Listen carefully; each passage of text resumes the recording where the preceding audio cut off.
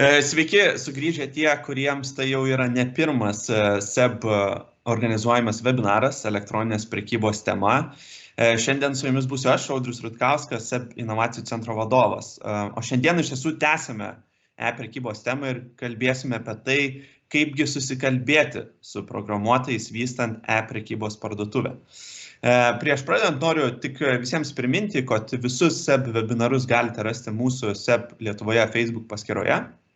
Tad tie, kas praleidote, būtinai pasižiūrėkite ir tikiuosi, kad rasite jums naudingos informacijos, idėjų, gal net įkvėpimo pradėti savo e-prekybos kelionę. Ir su mumis turime dar vieną ekspertą. Šiandien kalbinsime Justiną. Tai Justinas yra verslo plėtros vadovas, bendraįkūrėjas e-parduotuvių kūrimo guru. Prieš 13 metų su partneriais įkūrė Nordcode kompaniją, kurią užaugino nuo kelių žmonių iki beveik 50 profesionalų komandos, dirbančios tiek su vietiniais, tiek su tarptautiniais projektais. Tai visą šį laiką kasdien Justinas tikrai susiduria su e-komercija ir sprendžia klientų iššūkius, diegia skaitmeninimo sprendimus ir prisideda prie skirtingo verslo vystymo sričių elektroninėje erdvėje. Tai sveiki, Justinai. Sveikas. Ačiū. Kaip gyvuoji? Gerai, neblogai. Darbingas laikotarpis dabar. Aš įsivaizduoju. Tai gal ir pradedam iškart, Justinai, ir aš tokį pirmą klausimą, komentarą turiu. Tai turbūt dažnai pačiam tenka susidurti, apsipirkti e-parduotuvėje ar bent jau aplankyti jas. Ir esant profesionalai turbūt iškart į akis krenta. Tai vienas, tai kitas dalykas, tiek klaidos, tiek puikūs sprendimai, kur galvoji, va, čia teisingai buvo padaryta. Ar gali trumpai labai įvardinti top pastebėjimus, kasgi visgi yra ta gera e-parduotuvė? Kokia ji? Tai aš pasakyčiau gal taip, kad visų pirma, gera e-parduotuvė yra ta, kuri generuoja pardavimus. Ir tai turbūt yra pagrindinis kriterijus ir tikslas, ko mes siekiam atlikdami visą darbą. Tai dabar nuo ko priklauso ir ką galima padaryti, kad tos pardavimus generuot. Tai iš esmės stebuklų čia nėra. Nieko aš naujo per daug nepasakysiu. Prekyboje esminis dalykas ir kriterijus vis tiek išlieka produktas, jo kokybė ir kaina, kurią moki už tą produktą. Ką noriu pasakyti, kad tu gali produktą apklijuoti gražiais ir patogiais technologiniais sprendimais, gražių ir kažkokių patogių vartotojo sąsajos sprendimų ar kitais dalykais. Bet jei tavo produktas prastas, gal pirmą kartą ir apgausi vartotoją, apgaudamas jį, kaip galima pasakyti, su gražia pakuote. Bet jis toliau niekada negrįš ir dar draugams ir visam turbūt savo social burbului paliks kažkokį neigiamą komentarą, ko pasiekoje dalis pirkėjų jau turės susidaręs tam tikrą požiūrį apie tavo prekę ir tu technologijom to neatsversi. Tai pirmas dalykas - turėti gerą produktą, kurį tu pardavinėji.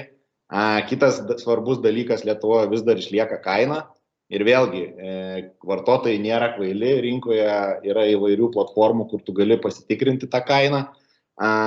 Ir dažnu atveju galutinį pirkimo sprendimą nulėmė kainą, tiek pačio produkto, tiek pristatymo. Tai vėlgi, pradžiai reikia turėti gerą produktą ir, sakyčiau, gebėti tą produktą į rinką atnešti už konkurencingą kainą. Nes reikia suprasti, kad tu konkuruoji ne tik Lietuvoje, bet mažiausia Europoje ar visam pasaulyje. Ir tas pristatymo laikas dabar paprastai labai nesiskiria. Ar tu siuntiesi iš Vokietijos, ar siuntiesi iš Lietuvos. Bet jei mes sakom, kad turim, sakykime, kokybišką prekę, kaina yra konkurencinga, tai tada atsiranda tas technologinis pranašumas, kurį tu gali padaręs tam tikrus veiksmus laimėti toj konkurenciniai kovoj. Tai aš sakyčiau, pjaustyčiau į tokius tris esminius pjūvius, per kuriuos vertinčiau tą e-parduotuvę, kuri yra gera ar bloga. Tai pirmas toks būtų, sakykime, srauto pritraukimo strategija veiksmai, kad ir kokia gera prekė, kaina ar technologinis sprendimas, bet jei nėra srauto, tai yra niekas nežino apie tave, tavęs neranda, jie parduotuvę niekas neateina, tai tu neparduosi. Tai vertinant per šią prizmę reiktų, kad e-parduotuvė būtų susitvarkius visų pirma higieninius dalykus, tokius kaip Google visi sprendimai, SEO, AdWordsai, remarketingas, Google Analytics tinkamai sukonfigūruotas, socialiniai tinklai ir integruota reklamos strategija ten, iš kur gali irgi generuoti srautą ir labai tikslingą srautą į savo e-parduotuvę.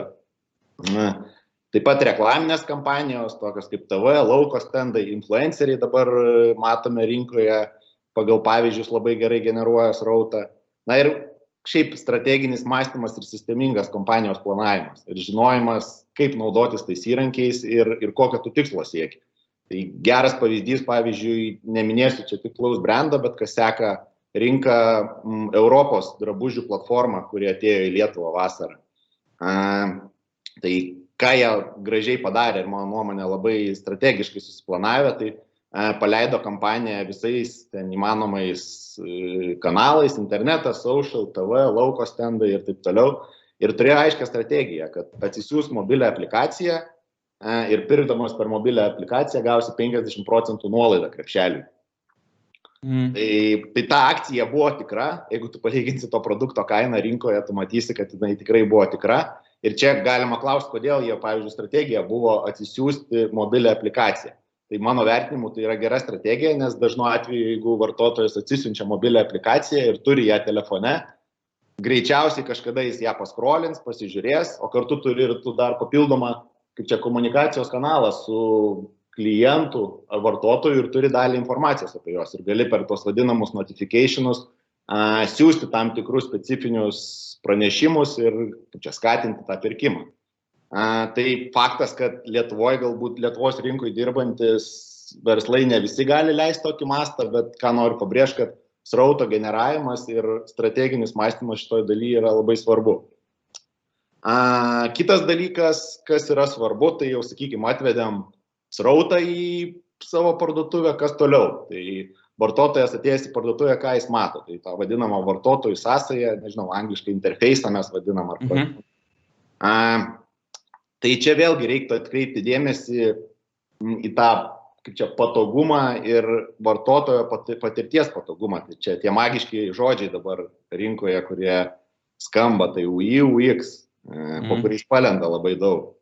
Tai čia matyti išskirčiau kelis tokius esminius punktus. Tai jei parduotuvėje yra daug skirtingų prekių, kategorijų, reiktų didelį dėmesį skirti ir vertinti prekių paiešką pagal raktinį žodį ir filtraciją pagal tam tikrus parametrus. Tai yra vartotojas turi tik atėjęs greitai ir intuityviai susiorientuoti parduotuvėje ir surasti reikiamą prekę. Labai svarbu yra paieška pagal raktinį žodį funkcionalumas, paieškos tikslumas, veikimo greitis, palengvina vartotojo patirtį tokie sprendimai, kaip mes vadinam auto suggestions, tai lietuviškai gal auto pasiūlymai, tarkim, įvedus dalį žodžio, tau pasiūlo tam tikras prekes, kurios yra pasiūloj. Filtracija pagal labai aiškius ir išgrynintus parametrus, kuri yra tikslinga vartotojui, kaip pavyzdžiui dydis, prekės ženklas, kiti parametrai. Tai yra svarbu labai greitas ir patogus reikiamas prekės radimas.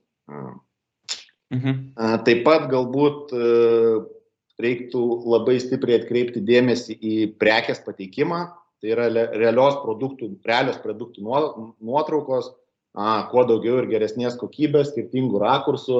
Tarkim, mes drabužių parduotuvėse dirbdami darom nuotraukas iki tokio lygio, kad matosi net raštas, nes pirkėjai tai svarbu. Taip. Taip pat yra svarbu turbūt aiškus dydžių ir kitų parametrų, pagal kuriuos renkasi pirkėjas prekiai išaiškinimas ir parodymas. Pavyzdžiui, teisingai išsimatuoti save, kad pasirinkti tam tikro dydžio prekę, kad jinai atitiktų tavo dydį. Tai vėlgi tai palengvina ir pagerina vartotojo lūkestį, iš kitos pusės tai sutaupo kaštus, nes kuo tiksliau ir aiškiau pateikė tą informaciją, tikėtina mažiau bus prekių grąžinimų, kai pirkėjas nusiperka netinkamą prekę ar netinkamos spalvos ir dydžio. Ir trečias, aišku, svarbus vertimo kriterijus, tai yra back office darbas. Tai yra visi procesai, kurie palenda po technologinių sprendimų. Ir gebėjimas, turbūt sakyčiau, sukelti lūkesčius pirkėjų tokius, kuriuos gali išpildyti. Tai yra kuo arčiau realybė. Tai reiktų vertinti, kaip yra aptarnavimas klientas, kaip greit gauna atsakymus į kilusius klausimus, kokiais kanalais galima kreiptis. Tai telefonas, paštas, chatas. Dabar populiarėja tie vadinami artificial intelligence chatai. Ir kaip tu greit gauni tą atsakymą į kilusį klausimą. Kaip veikia pristatymo procesas, ar atitinka iškeltus lūkesčius ir pažadėtą pristatymo laiką. Ir prekės grąžinimo procesas paprastumas ir prekės pakeitimo ir pinigų grąžinimo greitis ir patogumas labai subtilus ir svarbus aspektas vertinant. O Justinai, žiūrėk, o aš vis tiek įsivaizduoju, kad skirtingų stadijų e-komercijos verslai tikrai turi tiek skirtingus poreikius, tiek skirtingas galimybės. Taip. Ir turbūt reikia ir skirtingų tų e-parduotuvės sprendimų. Tai ar gal galėtum trumpai palyginti poreikius visiškai naujam verslui norinčiam užsiimti e-komerciją su labiau tokiais pažengusiais verslais, kurie savo verslą tiesiog kelia į tą skaitmeninę digital erdvę? Taip, aš gal taip sakyčiau, kad pirmas klausimas, į kurį verslas turi atsakyti prieš eidamas į rinką, ieškoti partnerio ar platformos, tai ar vidinius verslo procesus taikysime prie sprendimo, tai yra ar mes pristaikysim prie esamo sprendimo, ar mes kursime sprendimą, kuris pritaikytas prie mūsų verslo poreikių. Tai paprastai nauji verslai, kurie neturi išdirbtų ten, sakykime, back office procesų, nėra iki galo tikri dėl savo produkto, konkurencingumo ir be abejo neturi tų, sakykime, resursų, tai dažnu atveju renkasi tas, sakykime, nuomos platformas, Shopify, Verskis, kur kolega kalbėjo čia prieš porą webinarų. Tai tų platformų, sakykime, pliusas yra turbūt kaina, laikas, per kurį gali atsidurti rinkoje. Sprendimų rinkoje yra nuo keliasdešimt eurų iki keliasdešimt tūkstančių, bet iš esmės tu per kelias dienas gali atsirasti parduotuvėje. Tai yra susikeli prekes, dažnu atveju, aišku, rankiniu būdu ir gali pradėti prekybą. O minusai, tai tu faktas, kad turi taikytis prie sistemos galimybių, nes dažnai tos sistemos turi kažkokius apribojimus, kažkokį tai baigtinį sąrašą funkcijų, kuriuom gali naudotis ir kurios pritaikytos įvairiom industrijom, tiek drabužiam, tiek technikai, tiek maisto produktams ir taip toliau. Tai sunku tikėtis to, sakykime, pritaikomumo ir adaptyvumo prie tavo poreikių. Sunku turbūt tikėtis iš tokių sistemų ir vidinių verslo procesų automatizavimo kažkokių sprendimų. Vartotojo sąsaja dažniausiai, sakykime, dizainas tu renkiesi iš tam tikrų šablonų. Ir vis tiek tikėtina, jog įsiplėtus prekybą ir supratus, kaip dirbama ir ko tau reikia, vis tiek vienu ar kitu atveju tau reiks migruoti kažkokį kitą sprendimą, kuris bus būtent pritaikytas jūsų poreikiai. O tuo tarpu pažengę verslai, kaip pavyzdžiui verslas, kuris vykdo, nežinau, prekybą offline per fizinės parduotuvės ir staiga nutarė kurti, nežinau, parduotuvę ir prekiauti per ją.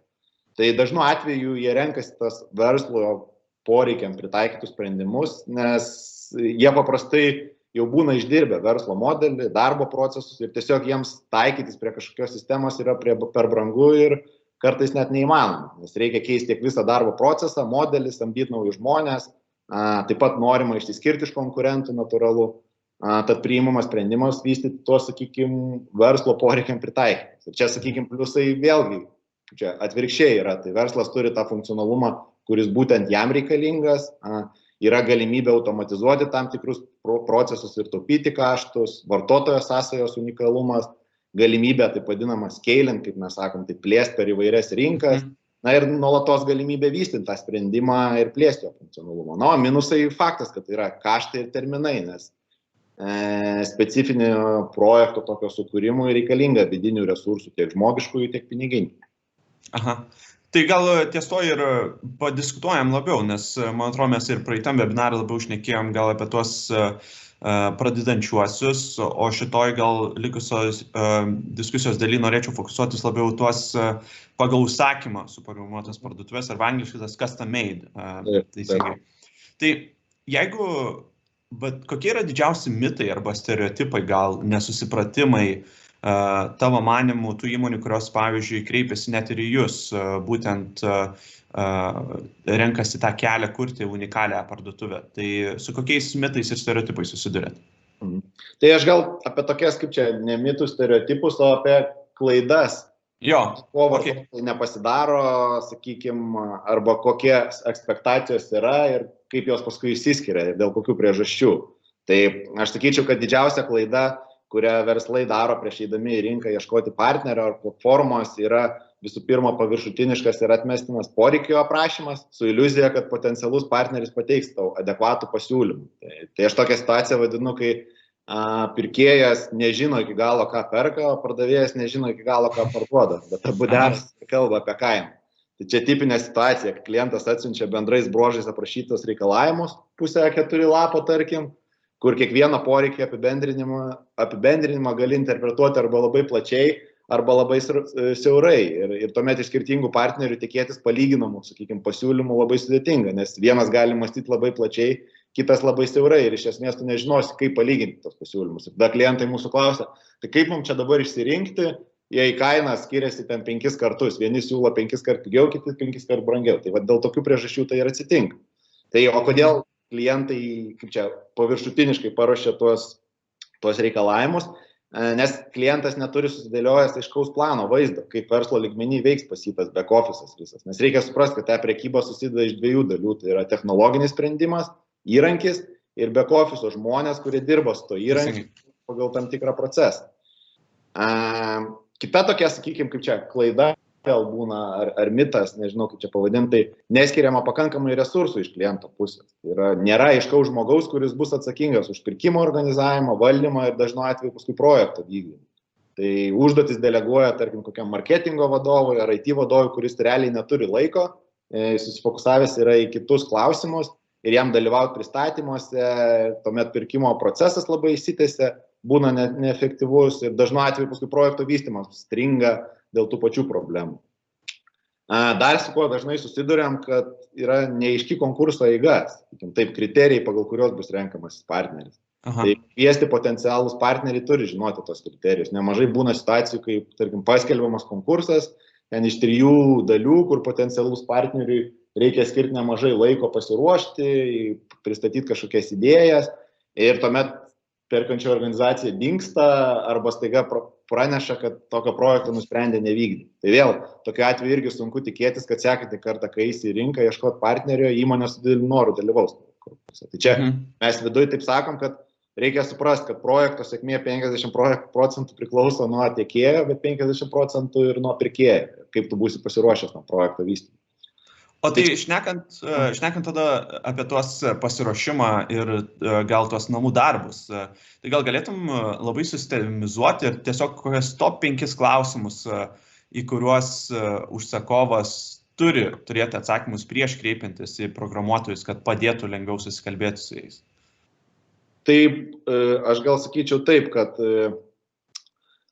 esminis dalykas, ką reiktų pasidaryti, tai kaip ir minėjau, pasiruošti tos funkcinius detalius aprašymus. Ir kuo tu tikslesnius turėsi, tuo lengviau bus bendrauti tiek su tiekėju ir natūralu gausit adekvatesnius pasiūlymus ir ta komunikacija iš partnerio pusės bus adekvatesnė. Tai klausimas, ką reikia įsitraukti tos reikalavimus. Tai aš sakyčiau, toks sąrašas, sakykime, galima galbūt pavardinti, tai ką aš įtraukčiau ir rekomenduočiau klientams įtraukti. Tai esminius funkcinius reikalavimus elektroninės parduotuvės vartotojų sąsai, tai vėlgi nereikia kažkokių techninių, ten, sakykime, aprašymų ir taip toliau, bet tiesiog iš verslo paprastai savais žodžiais per pavyzdžius ar aprašant pateikti tos reikalavimus ar įsivaizdavimą, kokio funkcionalumo reikia. Tuomet administratoriaus aplinkos funkcionalumą, vėlgi įsivertinti, kiek maždaug bus skirtingų prekių pozicijų, nes nuo to priklauso įvairūs sprendimai. Pagal tai apgalvoti ir įsivertinti galimybės, ar prekes kelsim rankiniu būdu, ar naudosim kažkokį automatizuotą sprendimą. Dažnas atvejais prekių tiekėjai suteikia tiek aprašymus, tiek nuotraukas, tai tuomet reiktų pasidomėti, ar tos prekes atitinka reikiamą formatą ir užtenka to aprašymo. Jei tiekėjas prekių nesiteikia tų nuotraukų, tai vėlgi reiktų apgalvoti procesą, kaip fotografuosime produktus, kaip nuotraukos atsidurs sistemoje ir taip toliau. Tas vėlgi įtakoja tam tikrus technologinius sprendimus. Apgalvoti atsiskaitimo principus ir galbūt pasidomėti apie kainodarą ir jau pradėti derintis tam tikras sutartis, tai tarkim, ar banklinkais bus atsiskaitimas, ar Paysera, ar kitų kažkokių pinigų surinkimų sprendimais. Logistika, prekių pristatymas, vėlgi reiktų viduje nutarti, kaip pristatinėsime, su kokiu trečiųjų šalių tiekėjų ar vidiniu transportu, pasiderinti, jeigu su trečiųjų šalių, tai pasiderinti kainodarą ir darbo principą, nes vėlgi yra įvairių integracijos galimybių ir nuo to ir priklauso tiek biudžetas, tiek laiko tarpas, kurį užtruks įgyvendinti vieną ar kitą sprendimą. Taip pat prekių grąžinimas, ką dažnai klientai pamiršta ir, sakykime, tam tikrose industrijose, tarkim, prekių grąžinimo procesas, patogumas yra vienas iš konkurencinių pranašumų, kaip pavyzdys fashion, ar ne drabužių pardavime. Tai dažnas atvejis, kad tu perki prekę ir tavo dydis netinka ir tie pardavėjai kartais net konkuruoja per tai, kad tu gali ten per kelias dienas grąžinti tą prekę ir gausi po 2 dienų vėl pakeistą naują. Tai vėlgi tą procesą reiktų apgalvoti, kaip jisai veiks ir kaip jis bus back office apdorotas. Taip pat reiktų susidėlioti, kaip sandėlys dirbs, kas atrinks prekes, kaip jas pakuos, ar bus vienas sandėlys ar keli, o gal pardavinės iš fizinių parduotuvių, ką dažnai Lietuvoje, tarkim, didesni tinklai daro. Na ir taip pat išsigryninti vidinę sistemą, kurios įmonė naudoja ir su kuriuom reikės integruoti tą e-komercijos sprendimą ir kartu kokius duomenis galbūt pasimti iš vienos ar kitos sistemos, kad ta e-komercija funkcionuotų tinkamai. O pavyzdžiui, vis tiek aš įsivaizduoju, dar toks dalykas gali atsitikti, kad pasiruošimo laikotarpį klientas tiesiog net nežino, ko jisai gali norėti. Teisingai, ir man atrodo, dažnai tokia būna situacija, kad tiek ir ta vartotojo sąsaja yra įvairiausių sprendimų būdų. Tai gal kaip tam klientui geriau išsiaiškinti tuos dalykus, ko jam iš tikrųjų reikia? Tai čia vėl natūralus klausimas. Taip, jeigu mes niekada to nedarė, kaip mums tos reikalavimus išsigrynint. Tai vėl, čia iš esmės nieko naujo nepasakysiu, iš esmės yra 3 keliai. Tai arba ieškoti kažkokio vidinio žmogaus, ar kuris turi tos įgūdžius, žino jūsų verslo procesą ir gali tai aprašyti ir deleguoti jam tą užduotį. Kitas kelias yra konsultantai rinkoje. Mes turim patirties, ne vieną kartą esam dirbę, tai yra žmonės, kurie dirba rinkoje ir padeda įmonėm atsirinkti tos partnerius. Tai yra sudėlioja tą, sakykime, pirminį poreikį, išsigrina su verslu jį, aprašo ir padeda atsirinkti partnerius. Na ir trečias galbūt kelias, tai didžioji dalis įmonių, kurios kuria e-prekybos sprendimus, atlieka šį darbą, taip pat ir mes. Tai dažnas atvejis pas mus, kai ateina klientas ir klausia, tai už kiek ir kada. Ir mes matom, kad pagal pateiktą poreikį iš tikrųjų negalima to adekvačiai pateikti. Tai mes siūlom tą pirkimą skaidyti į 2 dalis. Tai yra analizės etapas ir paskui vystymo etapas. Tai taip, pradžioje tu investuosi kažkokią nedidelę dalį biudžeto į tą analizę, bet tos analizės metu mūsų, sakykime, analitikai išsidirbs su jūsų verslu visą poreikį, jie aprašys, sudės į dokumentą ir tada jūs galėsit skelbti ten, sakykime, konkursą ir pateikti adekvačius reikalavimus, pagal kuriuos gausit pasiūlymus, kurie bus palyginami. Iš esmės turbūt 3 tokie keliai yra, kaip tą galima pasidaryti. Tai turbūt šitas natūraliai tada nutinka tokių situacijų turbūt ir jūsų veikloje ir kitų, kada klientas kreipiasi, jūs sutarėt kažkokį pirminį biudžetą, teisingai, bet paskui projekto eigoje ir projekto gale pasimato, kad tas biudžetas plus 30%, plus 50%, tai jisai pučiasi ir auga. Tai kaip išvengti tokių situacijų klientam, kad to neatsitiktų, kad nebūtų to šoko? Taip, čia yra dažna problema ir situacija IT projektų vystyme ir su to reikia susitaikyti. Bet čia tas terminas, kaip sakoma, visi bando tilpti on time and on budget, tai, nežinau, lietuviškai laiku ir telpant į tą biudžetą, bet dažnai IT projektuose taip neįvyksta. Tarkim, tai, nežinau, iš mūsų perspektyvos žiūrint, taip mes galim, sakykime, užtikrinti biudžeto ribą ten, kur nuo mūsų viskas priklauso. Tai yra, jeigu mes turime aiškius reikalavimus, tie reikalavimai projekto eigoje nesikeičia ir mes išpildom tą funkcionalumą. Tai tokiu atveju tu gali užtikrinti tą biudžetą, o dažnu atveju kaip vyksta. Tai iki galo, kaip ir minėjau, nėra aiškus reikalavimai, o kadangi verslui, nežinau, reikia pasitvirtinti biudžetą ar dar kažkokį dalyką kažkur pasitvirtinti su vadovybė ar dar kažko, prašoma to galutinio biudžeto, kuris užfiksuojamas ten top managemente ir visi ekspektina, kad į tokį biudžetą mes ir tilpsime. O pradedant projektą vystyti, pradeda lysti tam tikri niuansai, nauji poreikiai, kažkokie techniniai iššūkiai, kuriems natūraliai reikia daugiau laiko išpildyti ir natūraliai tas biudžetas pučiasi. Tai čia jeigu tokius esminius patarimus, kaip valdyti tą biudžetą ir kad nebūtų tų, sakykime, surprizų ir visa kita, tai kaip ir minėjau, pirmas dalykas, tai kuo tikslesni reikalavimai, tai tuo tikslesnis biudžetas ir tikimybė, kad jis nekirs. Kitas dalykas, tai yra darbo procesas, yra vienas iš būdų valdyti biudžetą. Kaip pavyzdžiui, mes praktikuojam tą vadinamą, nežinau, Agile Scrum projekto valdymo metodologiją, turbūt dauguma, kas dirba su IT projektai žinoje, kuris leidžia valdyti ir jausti tą tiek progresą, tiek biudžetą. Ir tuo atveju, jeigu, sakykime, biudžetas vis tik yra prioritetas, vertinant su funkcionalumu, tai projekto eigoje galima atsisakyti netokių, sakykime, prioritetinių funkcionalumų ir vietoj jo įdėti tą, kuris projekto eigoje išlindo ir tapo prioritetiniu. Tai tokiu būdu tu valdai tą galutinį biudžetą. Faktas, kad tu gauni mažesnį funkcionalumą arba kažkokį funkcionalumą pakeiti kitu, bet iš esmės biudžetas nekinta. Dar vienas iš tokių, sakykime, kaip čia galimybių ar būdų, kaip tai valdyti, tai yra gebėjimas valdyti poreikį verslo. Nes dažnas atvejis būna, kai mes pradedam tik tai vystyti projektą, ateina ten, sakykime, kelių departamentų vadovai su savo vizija poreikiu ir kai tu viską sudedi ant popieriaus, tu matai, kad tas sprendimas gaunas labai didelis, kompleksinis ir sudėtingas. Tai mes visada sakom taip verslui, kad žiūrėkit, pasidarom, tarkim, tą vadinamą MVP ar korinį sprendimą, išeinam į rinką ir tuomet vystom tą projektą paraleliai. Tai vėlgi, kuo tas, sakykime, projekto etapiškumas mažesnis ir siauresnių funkcionalumų, tuo tu gali valdyti tą biudžetą.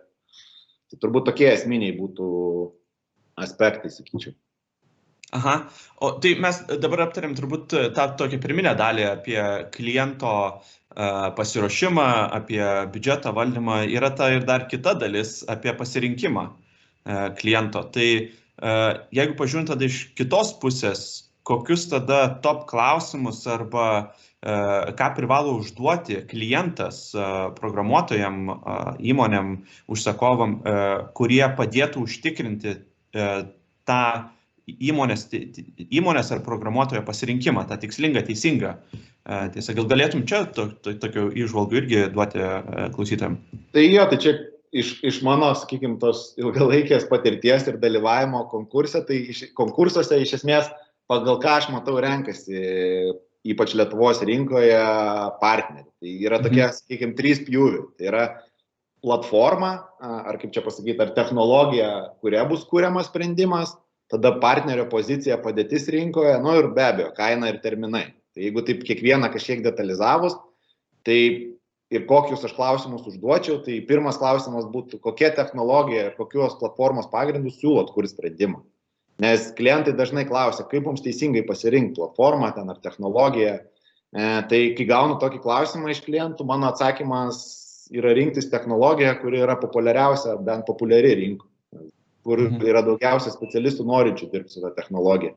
Nes tu gali pasirinkti labai gerą, bet egzotinę technologiją ir jeigu nėra rinkoje žmonių, kurie dirba su ją, atsidursi, nežinau, turėsi konfliktą su tuo tiekėju, kurį pasirinkai ir atsidursi keblioj situacijoje, kai reikės pakeisti tiekėją ar paskui ilgalaikiai perspektyvoje ieškosi, sakykime, viduje žmogaus. Ir rinkoje nėra tokių žmonių arba jie bus brangus ir kaštai žiauriai iškils. Tai kaip minėjau, pavyzdžiui, mes dirbam su Silius e-komercijos platforma, kuri yra paremta PHP Symfony programavimo kalba karkasu, kuri šiai dienai yra populiariausia tiek Europoje, tiek Lietuvoje, tai tiek resursų pritraukimo, tiek pakeičiamumo problemą lengviau sprendžia. Tai kitas tas pjūvis, kaip ir minėjau, tai yra partnerio pozicija, padėtis rinkoje. Tai čia vėlgi reiktų žiūrėti į partnerio patirtį, kokius projektus yra įgyvendinęs ir paprašyti galbūt net pavyzdžių ant tų platformų, ant tos technologijos, kurios siūlo, kokius pavyzdžius, kokius sprendimus yra realizavęs, galbūt paprašyti tų įmonių rekomendacijų, kažkokių kontaktinių žmonių, kad daugiau suprasti apie tą tiekėją, pasidomėti komandos dydžiu, nes nesakau, kad su mažesnėm įmonėm yra blogai dirbti ar dar kažką, bet dirbant su mažesnė įmonė, ką reikia suprasti, kad tu prisimi didesnę riziką. Nes kaip pavyzdys, jeigu įmonė dirba 7 žmonės ir pusė, sakykime, iš jų 3 dirba prie jūsų projekto, yra didelė tikimybė, kad projekto eigoje susirgus ar išėjus vienam darbuotojui, jie negebės greitai pakeisti to žmogaus ir natūralu, kad projekto eigoje tas projektas gali stoti kažkiek. Taip pat reiktų išsigryninti, kokią komandą partneris dedikuoja jūsų projektui, kokią metodologiją valdo projektus.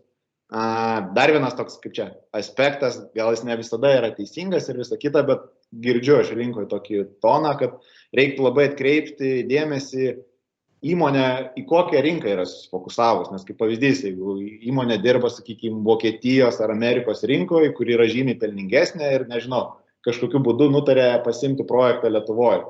Natūralu, sunku tikėtis prioritetinio ten požiūrio į tave iš tiekėjo, jeigu jis gaus projekto eigoje kažkokį projektą pelningesnį iš kitos rinkos. Tai vėlgi, vienas toks iš aspektų, ne visada jis teisingas, bet reiktų tai atkreipti dėmesį. Na ir kaina terminai, tai vėlgi, mažiausios kainų principų renkantis sprendimo tiekėjo, tą tiekėją, sakykime, pagal mažiausią kainą dažniausiai būna užprogramuotos problemos, tai rekomenduočiau atsižvelgti ne tik į galutinės kainas, bet ir į valandinį įkainį, valandų kiekį, komandos sudėti ir kompetencijas ir vertinti visumą dedamųjų, o ne tiesiog pliką skaičių ir su tuo požiūriu brangu ar nebrangu. Tai turbūt tai. O tai dabar jeigu palėtum tą pirmą dalį, dabar apie tą antrą tokio paskutinio, ta dalis turbūt būna jau kaip pasirenki tiekėją, pasirenki projektą, apsibrėžęsis, ką tu iš tikrųjų nori daryti ir vis tiek tą projektą tada įgyvendinimas vyksta teisingai. Tai ir dažnai turbūt girdime, kad verslui, užsakovui yra sunku susišnekėti su programuotojais dėl įvairiausių dalykų. Tai gal gali pasakyti, kokias tavo manymu yra tos pagrindinės prastos komunikacijos priežastis? Ir kaip jas spręsti gal? Taip. Čia vėlgi gal iš savo patirties galiu paminėti, kad pirmas dalykas, ką reikia pasidaryti, tai vėlgi turėti iš savo pusės dedikuotą projektų vadovą, jį galinti komunikuoti su visais verslo padaliniais, nežinau, įmonės viduj ir kartu duoti galimybę priimti tam tikrus sprendimus vienašaliai.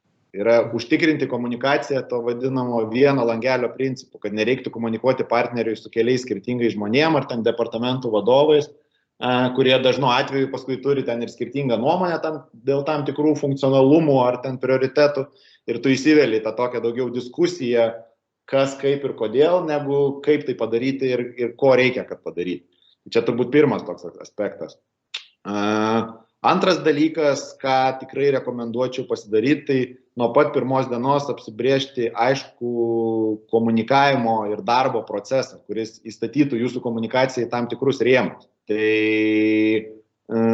tarkim, mano rekomendacija, jei perkančio įmonė neturi patirties viduje, nežinau, vystyti IT projektus, tai reiktų dažnu atveju įsiklausyti partnerį, kokį procesą jisai siūlo darbui, įsisavinti tą procesą ir dirbti. Nes dažnai mes būnam jau praėję tam tos, sakykime, klaidas ir pamokas ir turim išdirbti. Tai tų metodologijų, kaip minėjau, yra įvairių. Mes, tarkim, dirbam pagal Agile Scrum tą metodologiją. Tai jeigu taip trumpai aspektais, nežinau, paminėti, tai darbai skaidomi į etapus, dažnai 1 ar 2 savaičių sprintais. Sprinto pradžioj planuojama, ką padarysim per tą savaitę, sprinto pabaigoje matom rezultatą, pageidaujam ir prašom, kad kliento projektų vadovas dalyvautų tiek sprinto planavime, tiek sprinto uždarime.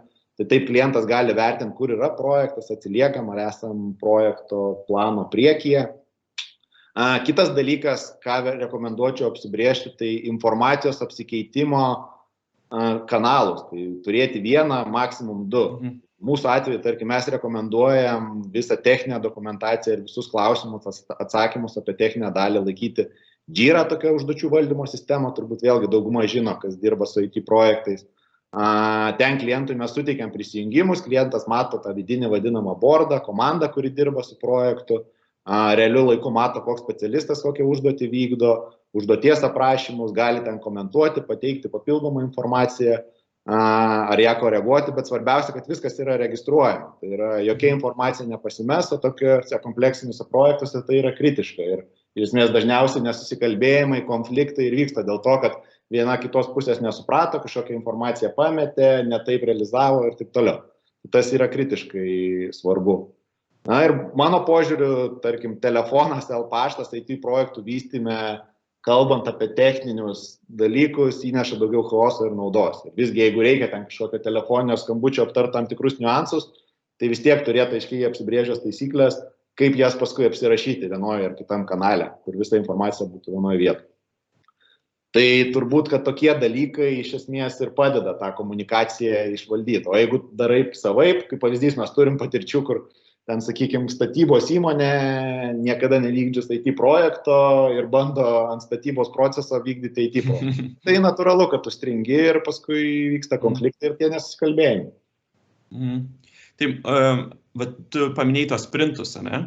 Tai man atrodo, jie labai padeda, būtent tas procesas ir padeda sukontroliuoti teisingai, nes tu tada atsiskaitomumą, nežinau, jas kas savaitę, kas 2 savaitės tada. Mes, kaip sakom, sprintas tai yra daugiau gal net mūsų savikontroliai ir mes viduje turim išdirbę procesus, kaip kontroliuojam specialistus, nes, reikia suprasti, yra žmonės, programuotojai yra tie patys žmonės su savom, ten, sakykime, tom ydom ir taip toliau. Ir žmogus natūraliai, jeigu jisai nėra prižiūrimas, neturi tam tikrų deadline, o žino, kad deadline'as bus tik už pusės metų, natūralu, kad tą tempą išlaikyti visada nuoseklų yra sunku ir dažnu atveju, jeigu tie projektai nevykdomi, tai, sakykime, sprintais, kas atsitinka, kad pusę, 4 mėnesius visi krapšto nosį, o paskui per paskutinius 2 mėnesius reikia padaryti visų pusės metų darbą. Natūralu, su tuo atsiranda daugiau klaidų, pervargimas ir taip toliau. Tai tie sprintai, jie atneša tą tokį, sakykime, atskaitomumą, aiškumą ir tiek klientas žino, kur mes esam, nes projektas supjaustas gabalais, tiek mes patys žinom, kurioje vietoje esame.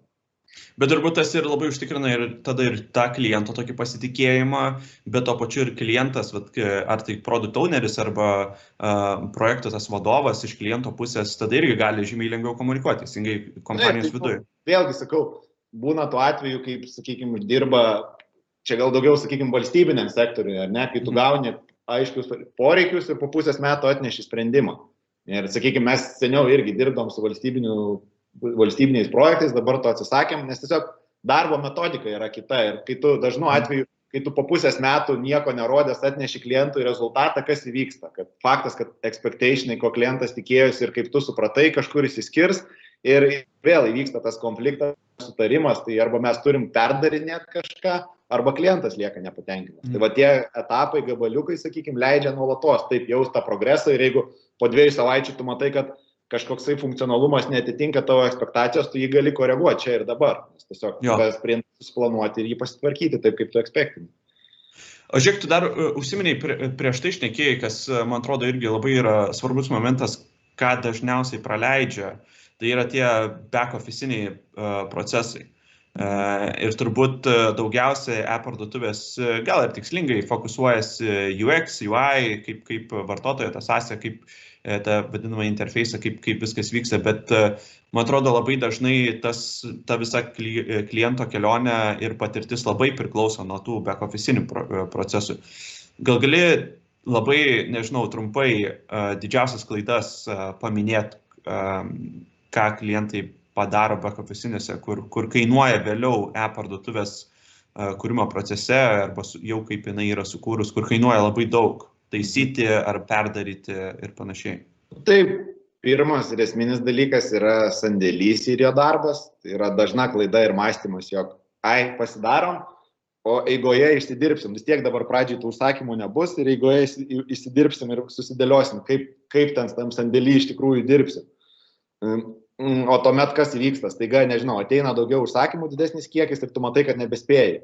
O dar yra tokios situacijos, kur iš vis negalvoji, kad gali būti, pradeda strigti tiek prekių siuntimas, tiek atrinkimas ir taip toliau. Tai mano rekomendacija susidėlioti aiškius esminius procesus. Tuomet apgalvoti galimus blogus scenarius, nežinau, kas bus, jeigu bus A variantas, B variantas. Taip pat kokie galimi veiksmai, jei staiga srautas, užsakymų kiekis padidėjo. Visi šie scenarijai turi būti apgalvoti tiek žmogiškųjų išteklių, nuo žmogiškųjų išteklių iki proceso ir technologinių sprendimų, kurie padeda automatizuoti vieną ar kitą sandėlio darbo procesą. Kitas dalykas, tai kaip ir minėjau, grąžinimai. Taip pat viena iš dalių, kur pradžioj klientai neapgalvoja, o tuomet prasidėjus realiai prekybai stringi. Čia, kaip minėjau, reikia pabrėžti,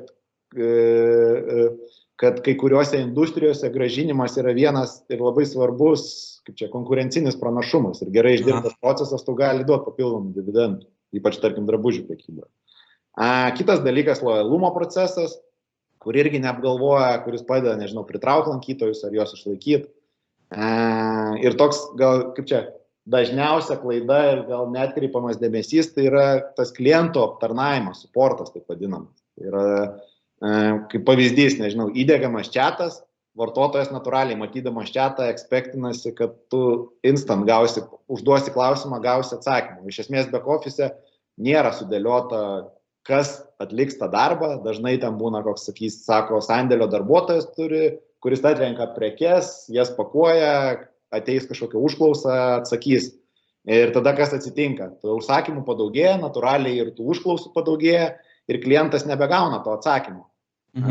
Ir kas įvyksta, tai tavo lūkestis yra sugriaunamas ir natūraliai tu sakai, nu tai jo, ta e-parduotuvė, nežinau, neaptarnauja arba neteikia tos paslaugos, kaip aš tikėjausi.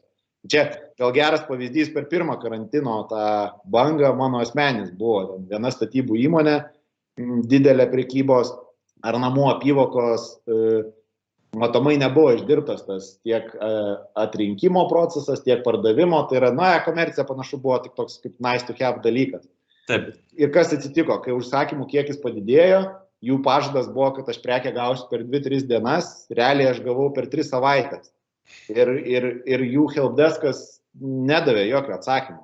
Tai tokiu atveju tu visais būdais realiai atmuši klientą ir sakyčiau, kad kai kuriais atvejais geras suportas gali gelbėti situacijose, kai stringa kiti procesai. Kaip ir šiuo minėto atveju, jeigu suportas būtų parašęs dėje dėl padidėjusios rauto, tarkim, negalim ten pateikti jums prekių ir dar kartu kokią dovanėlę duoti, tai natūralu, kad būtų suvaldęs. Tai Boltas, pavyzdžiui, labai gerai tai daro, kai, tarkim, su pristatymu kažkas yra ne taip, tu duodi skundą į suportą, tas suportas greitai reaguoja ir turi galimybę duoti tam tikrus eurus. Tai vėl čia tokia integruotas lojalumas, kur natūralu, tu paskui gavęs tos kelius eurų greičiausiai vėl grįši ir atsisakysi tą maistą. Tai va, turbūt tokie esminės klaidos.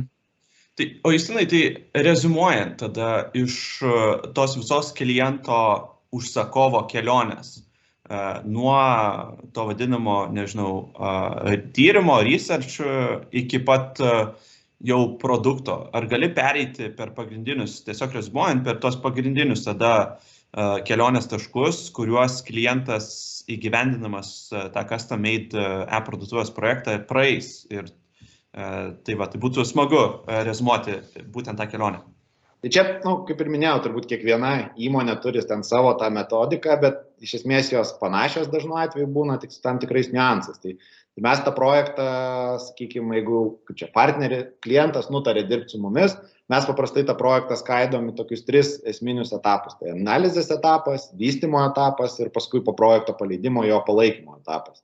Tai jeigu taip, nežinau, trumpai perbėgant, kas kiekvienom etape vyksta, tai kaip ir minėjau, tarkim, analizės etape visų pirma mes formuojam komandą, paprastai, kuri susideda ten iš projektų vadovo, verslo analitiko, UX analitiko, tada ta komanda dirba su kliento verslu, tai yra, užduoda klausimus, atsakymus, mes sakom, workshopinasi, nežinau kaip lietuviškai čia, tikimai, kurių metu yra išgrinamas visas poreikis ir esminiai tikslai. Tuomet analitikai prototipuoja tą sistemą. Prototipas, tai nežinau, vėlgi, kas susiduria turbūt su IT projektais, tai kasdien su to susiduria, tai toks interaktyvus, kaip brėžinys, galima sakyti, kurį galima atsidaryti tiek per kompiuterį, tiek per mobilų įrenginį ir pajausti, kaip tas vienas ar kitas funkcionalumas veikia. Jis, aišku, yra be logikos, bet patį tą vadinamą UX-ą tu gali pajausti. Kartu yra dėliojama sistemos informacinė architektūra, tai yra kategorijų medis, analitikas aprašo verslo procesus, paruošia funkcinius reikalavimus, yra paruošima techninė dokumentacija, taip pat išsigryniname tos, sakykime, integracijos ir jų galimybę su vidinėm įmonės sistemom yra aprašoma. Ta techninė dokumentacija iš esmės yra pildoma viso projekto metu ir programuotojai ją pildo kiekvieną užduotį atlikdami. Ir rezultate, ką tu turi apibrėžtus visus reikalavimus, sudėtus juos į vieną dokumentą. Tuomet kitas etapas, tai yra pagal turimą informaciją ir aprašymą, mes vertinam visą projektą, projekto biudžetą, reikiamą komandą, skaičiuojam terminus, per kuriuos bus įgyvendintas projektas. Tai pasitvirtinus su klientų biudžetus, terminus, komanda pradeda projekto techninis vystymas. Čia vėlgi priklauso nuo projekto specifikos, bet kaip ir minėjau, dažnai mes dirbam sprintais, planuojam darbus taip ir tikslas yra suplanuoti darbus ir padaryti taip, kad sprinto gale deliverable, tas vadinamas, tai yra darbo rezultatas būtų patikrinamas verslui. Tai yra neužtenka to, kad ten programuotojas pasakė, kad aš ten padariau kažką back office, nes tas rezultatas turi būti verslo patikrinimas. Nežinau, jeigu tu darai paiešką, tai tu turi susiplanuoti darbus taip, kad ta paieška ir veiktų ir per vartotojo sąstatą jau galėtum pasitikrinti ir pasižiūrėti tam tikrus rezultatus, o ne tik kodo eilutėse matyti, kad yra kažkas realizuota. Tai vėlgi tas darbas sprintas, kaip minėjau, baigus projekto techninį vystymą turim tokią vadinamą pilotinę savaitę ar kitą laiko tarpą, kur realiai paleidžiam sprendimą ribotam žmonių kiekiui ir dažnu atveju su kliento darbuotojais ar dar kažkokiu uždarų klientų ratu ir protestuojam visą realų procesą. Tai yra nuo prekės užsakymo iki apmokėjimo, pristatymo, grąžinimo ir taip toliau. Taip užtikrinam, kad jau kai bus sprendimas pasiekiamas visai auditorijai, kuo mažiau, sakykime, niuansų, tų vadinamų bugų išlystų. Na ir tuomet vyksta kas? Projekto paleidimas į viešą erdvę vartotojams. Ir po paleidimo paprastai pasirašoma kažkokia sutartis, kuri apibrėžia taisyklės, kaip bus sistema prižiūrima, mūsų įsipareigojimai, reakcijos laikas, spręsti atsiradusias bėdas, bei tolimesnis sistemos vystymo apimtis. Tai ši dalis taip pat yra labai svarbi, nes reikia suprasti, kad sistemą reikia palaikyti, prižiūrėti, dėti saugumo atnaujimus, o to nedarant sistema anksčiau ir vėliau nustės korektiškai veikti. Tai turbūt tokie esminiai būtų punktai. Gerai, ačiū Justinai. Ir gal tada pabaigai, ar turi kokį palinkėjimą tiem, kurie ruošiasi kurti e-parduotuvę arba jau turi ir vat juda link to custom-made sprendimo? Tai mano turbūt, kur per visus tuos, kaip čia, pasakymus ir visos aspektus ėjo, žinokit, ką perka. Tai tada partneriai žinos, ką parduoda. Tai turbūt taip. Super. Tai ką, ačiū tau labai.